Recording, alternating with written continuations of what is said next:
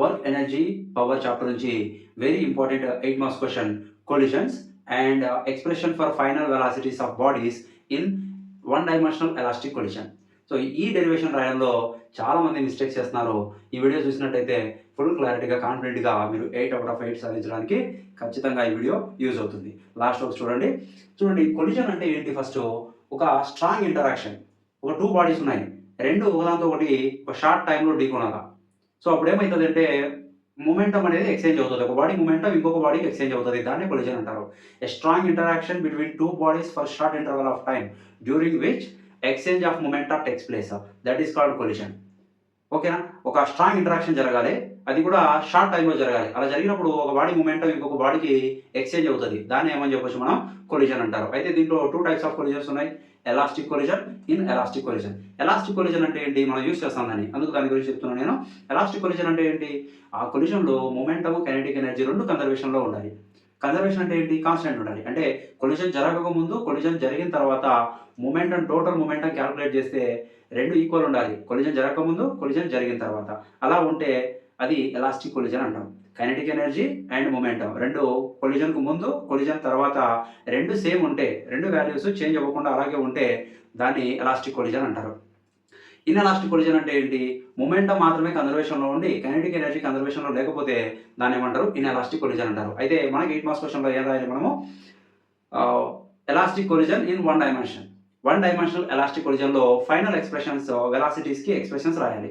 చూడండి, for example two bodies consider చేసుకుందాం. ఇది బాడీ M1, ఈ బాడీ M2. రెండు బాడీస్ ఉన్నాయి. ఇది ఈ డైరెక్షన్‌లో మూవ్ అవుతుంది. దీని వెలాసిటీ U1 అనుకుందాం. దీని వెలాసిటీ U2.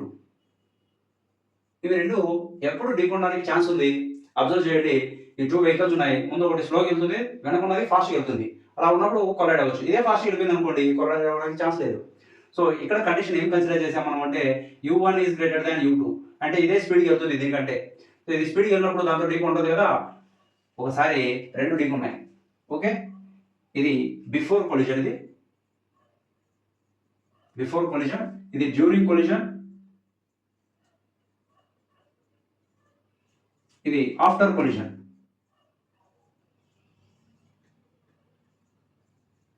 ఇది బాడీ M1, ఇది బాడీ M2. ఇది చూడండి, ఇక్కడ U1 వాల్యూ U2 కంటే ఎక్కువ ఉంది. ఇదే స్పీడ్‌గా వెళ్తుంది కాబట్టి దీంతో కొలైడ్ అయింది. కొలైడ్ అయిన తర్వాత రెండు మళ్ళీ సెపరేట్ అయ్యాయి. M2, ఇది M1.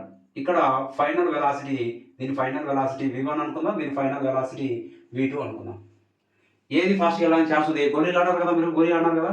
ఒక గోళీని తీసుకొచ్చి కొట్టామనుకోండి, అది తగిలించుకుంది ఫాస్ట్‌గా వెళ్ళిపోతది. కొట్టింది మాత్రం స్లో అయితది.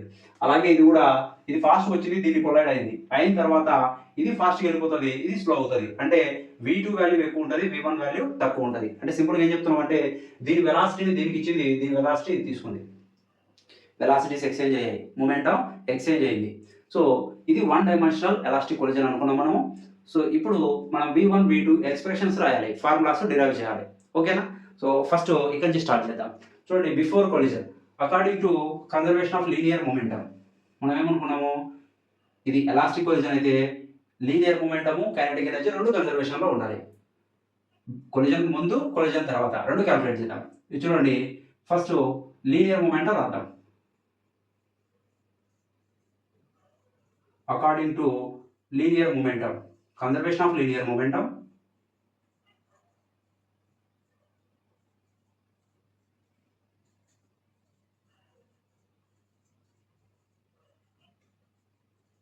formula, momentum formula MP is equal to mv, right?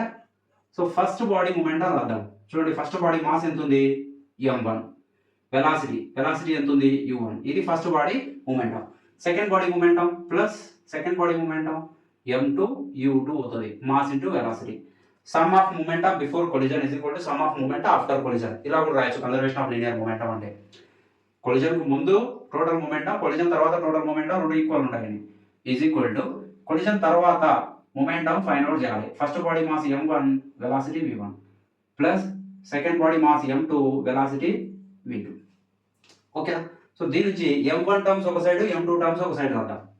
Okay, M1 U1 ఇక్కడ ఉంది కదా M1 టర్మ్, దీన్ని ఇక్కడ రాస్తాను, మైనస్ m1 v1 అవుతుంది ఈజ్ ఈక్వల్ టు దీన్ని రైట్ సైడ్ రాస్తాం m2 టర్మ్ కదా ఇది రైట్ సైడ్ రాద్దాం m2 v2 ఉంది ఆల్రెడీ ఇక్కడ దీన్ని తీసుకెళ్ళాం ఇది ప్లస్ ఉంది కదా ఇక్కడ అక్కడికి వెళ్తే మైనస్ అవుతుంది m2 u2 దీని నుంచి m1 కామన్ చేస్తున్నాను m1 ఇంటూ కామన్ చేస్తే ఇక్కడ u1 ఉంటుంది మైనస్ ఇక్కడ m1 కామన్ చేసాం v1 ఉంటుంది ఈజ్ ఈక్వల్ టు ఇక్కడ m2 కామన్ చేద్దాం ఇక్కడ నుంచి m2 కామన్ చేస్తే ఇక్కడ v2 మైనస్ ఇక్కడ ఏముంది u2 దీన్ని ఈక్వేషన్ నెంబర్ 1 అనుకుందాం next according to conservation of kinetic energy ఇలాగే కైనెటిక్ ఎనర్జీ కూడా రాయాలి okay before collision after collision first equation గుర్తుపెట్టుకోండి అరే లెంత్ ఎక్స్ప్రెషన్ ఉంది కొంచెం టైం పడుతుంది ఓకే సో ఇక నుంచి డయాగ్రామ్ ఎరేజ్ చేస్తున్నాను ఈక్వేషన్ నెంబర్ 1 కూడా గుర్తుపెట్టుకుంటే బెటర్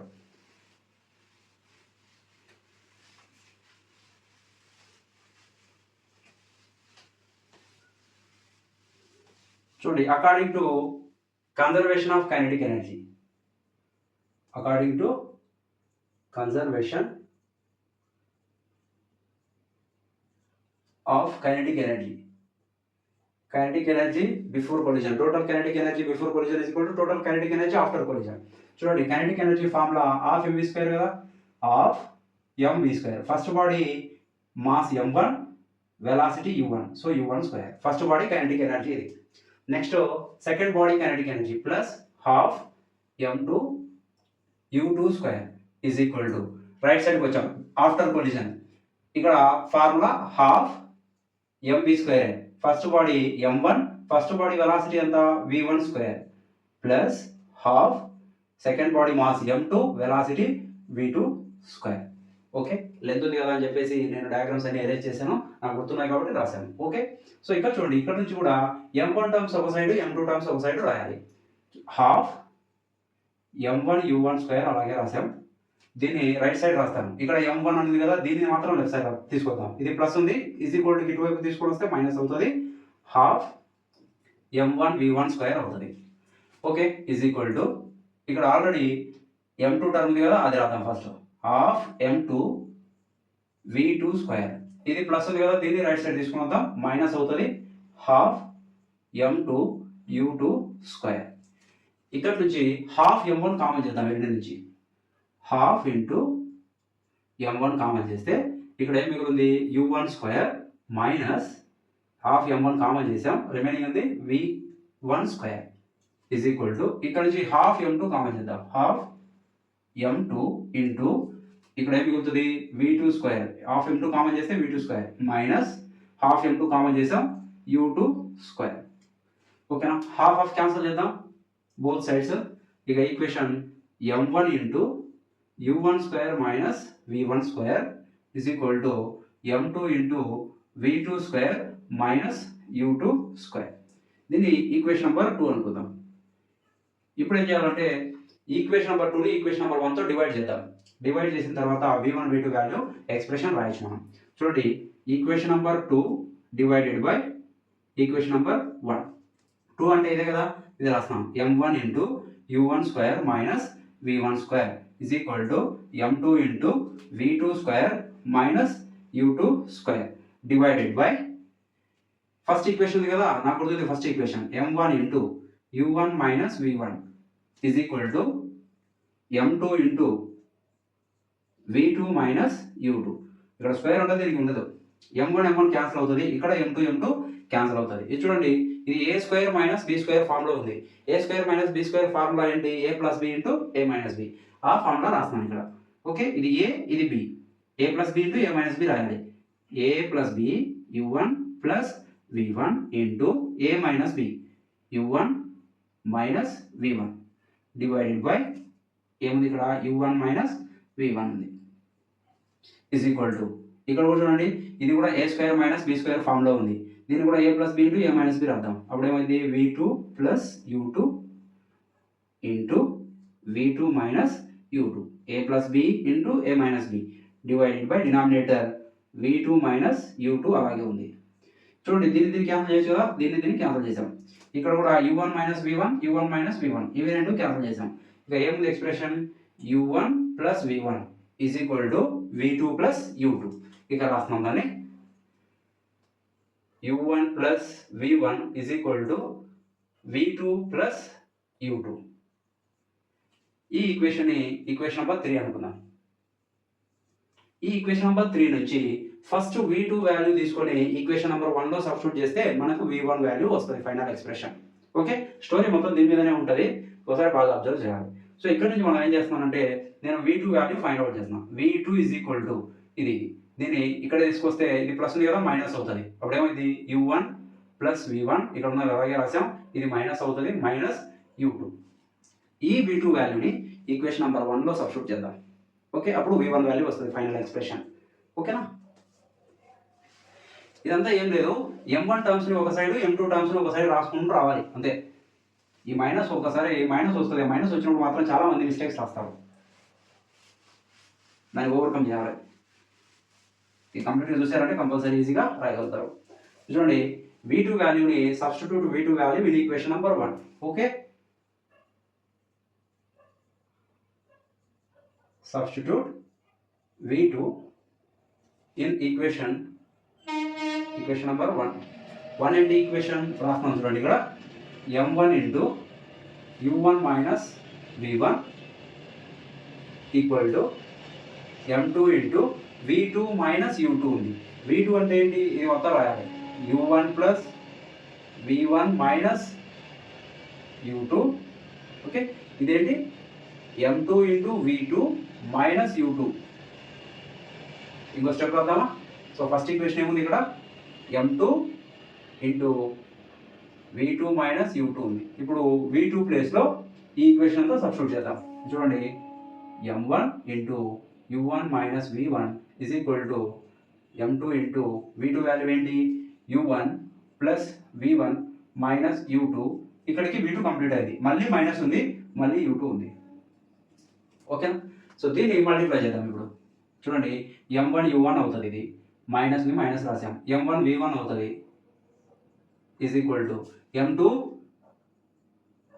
u1 అయింది plus m2 v1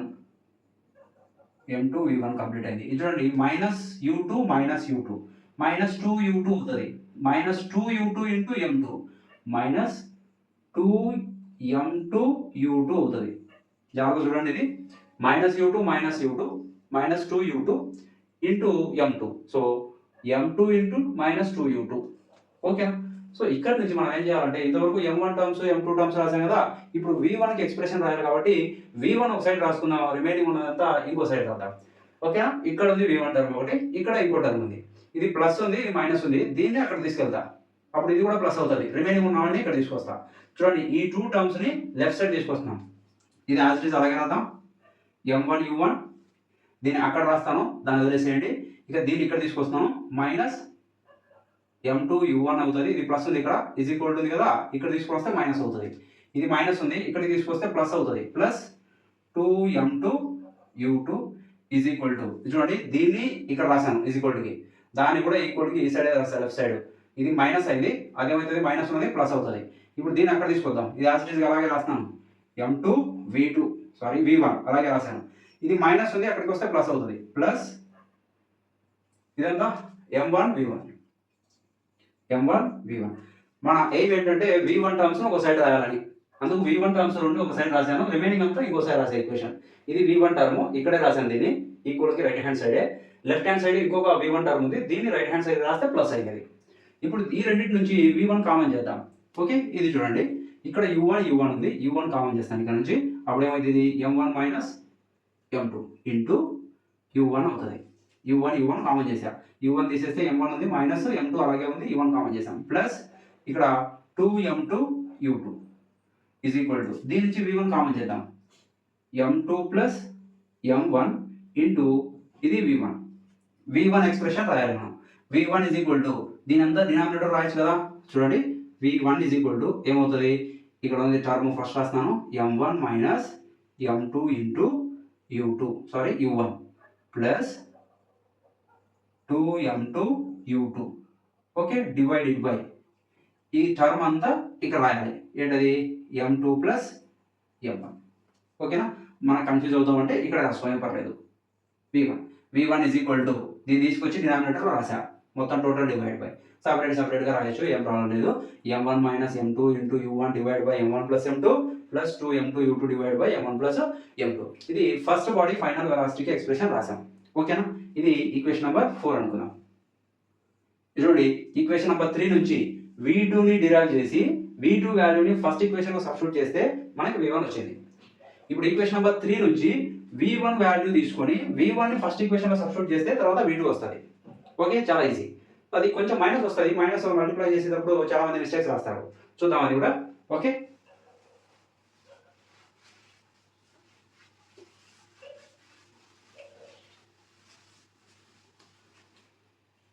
from equation number 3, చూడండి ఈక్వేషన్ నెంబర్ 3 అక్కడ ఉంది కదా, v1 ఈజ్ ఈక్వల్ టు రాద్దాం. v1 అంటే ఏంటి? ఇది ఈ టర్మ్ మాత్రం అక్కడ రాస్తే సరిపోద్ది. ఆల్రెడీ v2 ప్లస్ u2 ఉంది అక్కడ, v2 ప్లస్ u2, ఇక్కడ u1ని అటు సైడ్ రాస్తే మైనస్ u1 అవుతుంది. ఈ ఈక్వేషన్ నెంబర్ 5 కదా, ఇది ఈక్వేషన్ నెంబర్ 5. దీన్ని ఈక్వేషన్ నెంబర్ 1లో సబ్స్టిట్యూట్ చేస్తే మనకు సెకండ్ బాడీ ఫైనల్ వెలాసిటీ వస్తుంది. అంటే ఏంటి? v2 వాల్యూ వస్తుంది. v1 సబ్స్టిట్యూట్ చేస్తే v2 వస్తుంది, v2 సబ్స్టిట్యూట్ చేస్తే v1 వచ్చింది, ఆల్రెడీ కంప్లీట్ అయింది ఇది. ఓకేనా? ఇది చూడండి, సబ్స్టిట్యూట్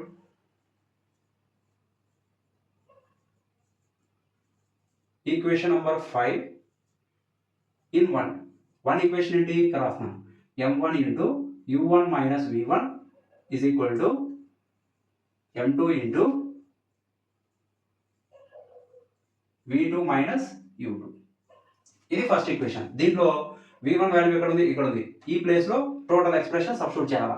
సో ఇప్పుడు m1 ఇంటూ u1 మైనస్, ఇది చూడండి మైనస్ హాఫ్ రాయాలి.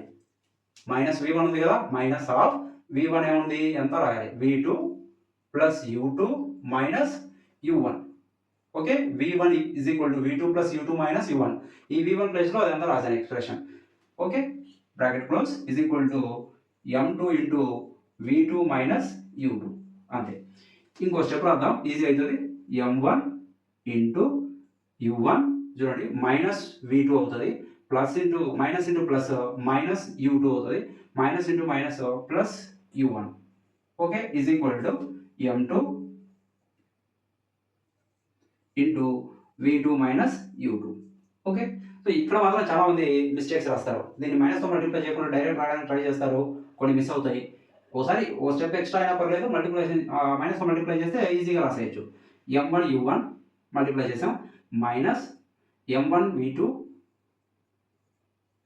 Minus m1 u2 plus m1 u1 is equal to, ఇది చూడండి m2 into v2 minus m2 u2. ఇప్పుడు ఏం చేయాలంటే v2 టర్మ్స్ ఒక సైడ్ రాయాలి. ఎందుకు? v2 ఫైనల్గా ఫైండ్ అవుట్ చేయాలి కదా మనం. ఇక్కడ ఆల్రెడీ ఒక v2 టర్మ్ ఉంది, ఇక్కడ చూడండి v2 టర్మ్ ఇక్కడ ఉంది. దీన్ని తీసుకెళ్ళి రైట్ సైడ్ రాద్దాం. ఇది మైనస్ ఉంది, ఇది ప్లస్ అవుతుంది. ఇది మైనస్ టర్మ్ ఉంది కదా, ఇక్కడ రాద్దాం, ప్లస్ అవుతుంది. రిమైనింగ్ ఈక్వేషన్ అంతా అలాగే రాస్తాం. m1 u1 అలాగే ఉంది. లేదా ఇంకో స్టెప్ రాద్దాం, ఇవి రెండు యాడ్ చేద్దాం, లాస్ట్లో చేద్దాం, పర్లేదు. మైనస్ దీన్ని అక్కడే రాస్తా, ఈ టర్మ్ రాస్తాం చూడండి, m1 u2 plus m1 u1. ఇక్కడ వరకు అయ్యాయి, ఇది ఒకటి రాయలేదు, దీన్ని రైట్ సైడ్ రాద్దాం. ఇప్పుడు దీన్ని తీసుకొచ్చి ఇక్కడ రాస్తే ఇది ప్లస్ m2 u2 అవుతుంది. ఇది ఈజ్ ఈక్వల్ టు, ఇది m2 v2 అలాగే ఉంది. ఇక్కడ మైనస్ టర్మ్ ఉంది కదా, m1 v2, దీన్ని తీసుకెళ్ళి రైట్ సైడ్ రాస్తే ఇది ప్లస్ అవుతుంది, m1 v2. ఇప్పుడు దాని నుంచి v2 కామన్ చేసి రాయాలి. ఓకే, ఇక్కడ చూడండి m1 u1 రెండు ఉన్నాయి కదా, రెండు అడిషన్ చేస్తాను. ఇక్కడ m2 u2 ఉంది, m1 u2 ఉంది. దీని నుంచి u2 కామన్ చేద్దాం. ఫస్ట్ ఈ టర్మ్ రాస్తున్నాను, ఇక్కడ చూడండి m2 u2 minus m1 u2. Okay, ఇది రాశాను. ఇక ఈ రెండు మిగిలినాయి, ప్లస్ ఇది రెండు అడిషన్ చేస్తే 2m1 u1 అయింది. ఈజ్ ఈక్వల్ టు, ఇక్కడ నుంచి v2 కామన్ చేద్దాం, m2 plus m1 into v2 అవుతుంది. దీని నుంచి u2 కామన్ చేస్తున్నాను, m2 minus m1 into u2 plus 2m1 u1 is equal to m2 plus m1 into v2. ఇప్పుడు v2 టర్మ్ రాయాలి. v2 ఈజ్ ఈక్వల్ టు ఏమవుతుంది, ఈ టర్మ్ని ఇక్కడ డినామినేటర్లో రాస్తే సరిపోతుంది. ఇక లాస్ట్ ఎక్స్ప్రెషన్ చూడండి ఇది. So m2